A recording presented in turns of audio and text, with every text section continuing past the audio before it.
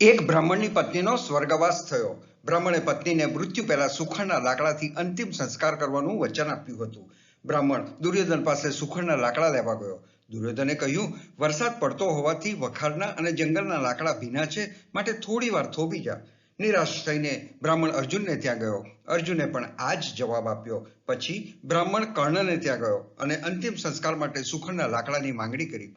કર્ણ તરત જ પોતાના મહેલની બહાર આવી ગયો અને એના સેવકોને કહ્યું, મહેલના સુખડના થાંભલા કાપીને બ્રાહ્મણને આપી દો.